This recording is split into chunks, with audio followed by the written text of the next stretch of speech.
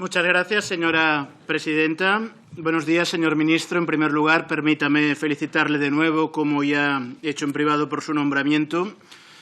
Le conozco desde hace muchos años, desde que usted era vocal del Consejo General del Poder Judicial, uno de los consejos más politizados hasta la fecha que hemos padecido. Yo en aquel entonces vicepresidente del Consejo General de la Abogacía Española y presidente de la Comisión de Relaciones con la Administración de Justicia. Por tanto, son muchos años ya de conocimiento recíproco y no dudo de su sobrada capacidad jurídica, así como, importante también destacar, su dilatada experiencia política. La enhorabuena y deseo de grandes éxitos. Creo no equivocarme, señor ministro, si afirmo que nunca en la historia la cartera de Justicia ha tenido tanta relevancia política como está llamada a tener en esta legislatura. Esta legislatura afronta grandes retos de todo tipo, pero centrándonos en la materia que ocupa a esta comisión y a su cartera, algunos de los más relevantes retos de la legislatura deberán abordarse desde esta comisión y desde su cartera. Voy a centrarme en el tiempo que tenemos en tres aspectos concretos. En primer lugar, padecemos un grave conflicto territorial, conflicto político que jamás debió salir de la política y que jamás debió ser judicializado. Padecemos, por otro lado, alguno de los intervinientes anteriores ya ha hecho referencia, una grave politización de la justicia. Una parte significativa de cuya cúpula ha decidido ponerse el uniforme de batalla en esa sempiterna lucha entre la España que muere y la España que bosteza. Y, por último, tenemos pendiente, usted ha hecho referencia, tenemos pendiente la reforma de nuestro sistema judicial para hacerlo verdaderamente eficiente, transparente, para que, como servicio público que es, y usted ha destacado, pueda efectivamente dar adecuada respuesta a la tutela judicial efectiva que piden nuestros ciudadanos. Para afrontar todos estos retos hará falta, señor ministro, mucha valentía política y también mucha valentía jurídica. Empecemos brevemente con el conflicto territorial en Cataluña, al que usted no ha hecho referencia y echado en falta. Como usted sabe, en 2002, cuando a España le preocupaba el plan Ibarretxe, se tipificaron en el Código Penal una serie de delitos: convocatoria ilegal de referéndum, organización de referéndum, financiación de referéndum ilegal, castigados de 3 a 5 años. Aparcado el plan Ibarretxe, ya en el 2005, con el primer gobierno, el Parlamento del primer gobierno de Zapatero, esos delitos fueron destipificados. Ya es interesante mirar el diario de sesiones de la época, porque algunas voces de la derecha ya anunciaban: cuidado que nos quedemos sin instrumentos penales si algún día un Parlamento de forma pacífica pretende declarar la independencia de una parte del territorio. Y con buen criterio, el portavoz, los representantes del Grupo Parlamentario Socialista dijeron: es que eso no es necesario porque el derecho penal es la última ratio, tenemos otros instrumentos jurídicos, será suficiente con una declaración de inconstitucionalidad por parte del Tribunal Constitucional. Llegó el 9 de noviembre de 2014, que se saldó, como es sabido, con una desobediencia, por cierto, que se produjo con un flagrante overruling jurídico. Hasta el 2014 desobedecer al Tribunal Constitucional jamás había sido delito, lo había desobedecido el Gobierno central, la Sala Segunda del Tribunal Supremo, la Fiscalía General del Estado, gobiernos y parlamentos autonómicos. Yo creo que había una federación española de desobediencia al Tribunal Constitucional. Se produce ese overruling, se producen las condenas por desobediencia, pero como fuera que eso no consiguió doblegar a esa fuerza independentista que hay en Cataluña, se activó el Tribunal de Cuentas, pensando que a los catalanes se nos toca más por el bolsillo casi que por la libertad, y por el camino, el nefasto último año de la mayoría absoluta Rajoy, con el ministro Català, se activaron toda una serie de reformas legislativas que usted conoce sobradamente: la Ley Orgánica del Tribunal Constitucional, con unas facultades de autotutela sin parangón en el derecho comparado, la Ley Mordaza, a la que se ha hecho referencia también, la modificación del Código Penal, entre ellas para establecer una nueva modalidad comisiva de la malversación, sin parangón tampoco en el derecho comparado, malversación sin ningún tipo de apropiación, la ley de enjuiciamiento, los 7 parcheos de 2015 de la ley de enjuiciamiento criminal, etcétera. Y así llegamos a 2017, a octubre de 2017, y ya tenemos el escenario creado. El Tribunal Constitucional prohíbe, apercibe, se pone en marcha una primera ola penal con malversación y desobediencia. El fiscal general de la época va diciendo, cuidado que si declaráis a finales de octubre esa independencia que estáis diciendo, en vez de convocar elecciones, procederemos por rebelión, y efectivamente así se produce. Ante la falta de aquellos tipos derogados en 2005, se echa mano del Código Penal, la desobediencia parece poco castigo, incluso la malversación, vamos a ver qué tenemos por aquí, se acusa por rebelión, y para que no se escape, para que no pueda haber un problema de cambio de tipo penal, la Abogacía del Estado abre la puerta también, contempla todo el abanico y procede a acusar también por sedición. Y así llegamos hasta la conocida sentencia de octubre de 2019. Sentencia, a mi juicio, injusta. Yo no soy imparcial, yo soy abogado de parte, yo soy, como es sabido, abogado del presidente Puigdemont, de otros miembros de su gobierno, por tanto, yo no soy parcial. Pero quiero hacer referencia a que eso que digo yo, que puede, lógicamente, usted tildarme de nada imparcial, de parcial absolutamente, es una opinión coincidente con un manifiesto suscrito por la mayoría de catedráticos de Derecho Penal de universidades españolas, por diversos magistrados y fiscales, curiosamente todos ellos jubilados o en excedencia, por el Grupo de Detenciones Arbitrarias de Naciones Unidas, por algún relator de Naciones Unidas, por Amnistía Internacional, por diversos grupos internacionales de juristas.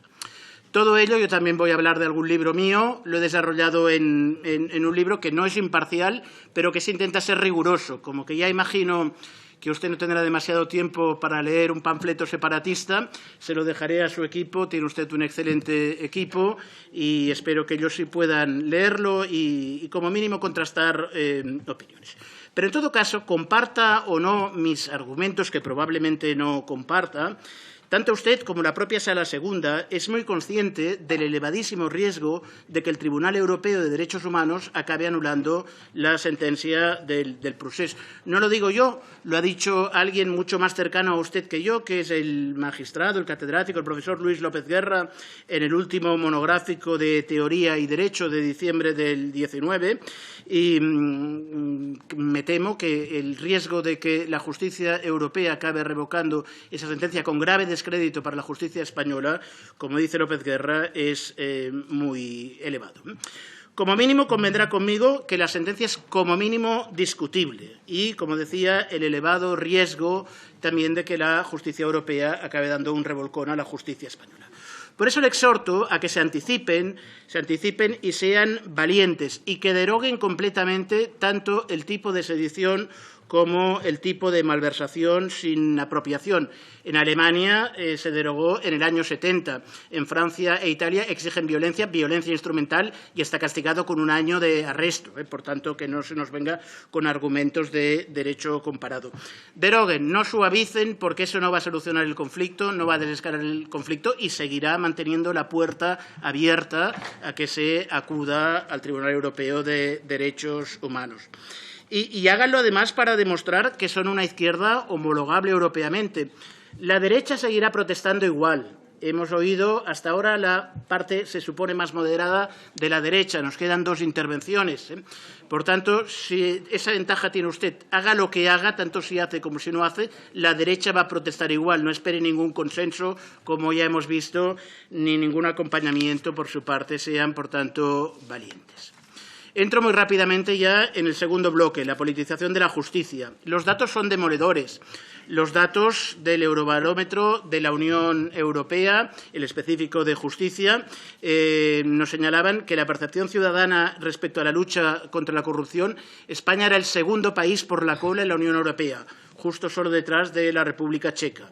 Y cuando se preguntaba a los ciudadanos de todos los países europeos sobre la aplicación igualitaria y no discriminatoria de la ley, España era la campeona mundial europea por la cola. Un 64% de españoles manifiestan tener poca o ninguna confianza en la justicia. Percepción, además, injusta para los más de 5.500 jueces y magistrados que hacen una labor encomiable con una gran carestía de medios.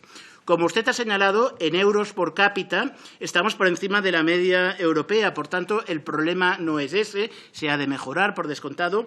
El problema es un problema de transparencia. Usted ha hablado de calidad, comparto, yo lo defino como transparencia, y de organización. La politización de la cúpula, ya sea advertido por algún otro interveniente del Consejo General del Poder Judicial, los informes Greco, pero lo podríamos trasladar también al Tribunal Constitucional, al Ministerio Fiscal, a la Abogacía del Estado, al Tribunal de Cuentas, a la Junta Electoral Central, todas esas cúpulas judiciales y parajudiciales muy escoradas, como es sabido, a la derecha, con un doble efecto: una ineficaz lucha contra la corrupción, como se ha podido comprobar en casos notorios y recientes, y también una excesiva utilización represiva de la justicia. Todos esos órganos se han erigido hoy en guardianes, entre otras cosas, de la unidad de España, porque así lo manifestó, esa carta blanca les dio el propio presidente del Consejo al decir que la unidad de España era un mandato directo a todos los jueces y magistrados, como lo vemos actualmente con los fiscales oponiéndose a unos tratamientos penitenciarios que no serían objeto de discusión si se tratara de otro tipo de causas.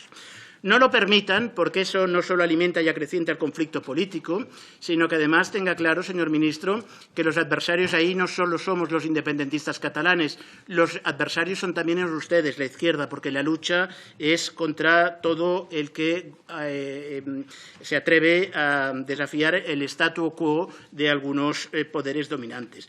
Y porque una respuesta represiva amenaza libertades y derechos de todos los ciudadanos. La sentencia del procés permite que hoy se criminalice por sedición cualquier protesta en cualquier lugar de España, sea en Cataluña, sea en Alsasua, sea en el País Vasco, o sea en Murcia o en León.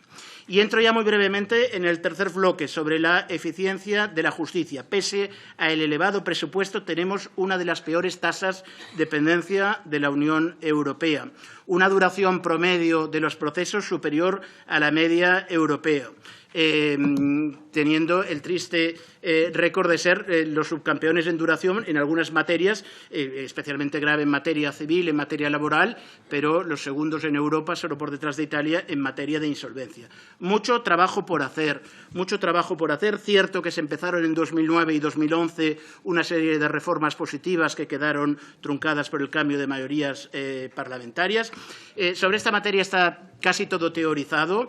Usted ha citado la CEPEC, la Comisión Europea por la Eficacité de la Justice, que efectivamente lo tiene muy trabajado. Yo aquí me permitiré dejarle a su equipo otro libro en el que analizo todo esto, que además no es un libro partidista, es un libro que escribí en 2015 cuando solo era un catedrático de Derecho Procesal de la Universidad de Barcelona y ni siquiera conocía a Puigdemont. Por tanto, no veía ahí ningún tipo de partidismo. En otros temas, como la LECRIM, ya hablaremos en su momento.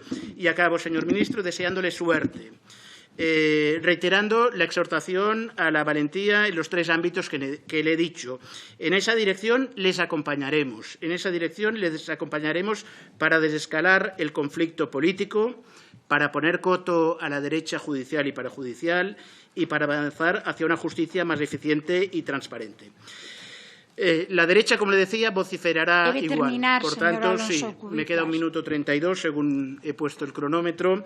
Y acabo ya, señora presidenta, diciendo que sean valientes porque la derecha vociferará en cualquier caso. Cabalguen ustedes con independencia del ruido que oigan. Valentía y mucha suerte. Gracias. Muchas gracias, señor Alonso Cuevillas. A continuación,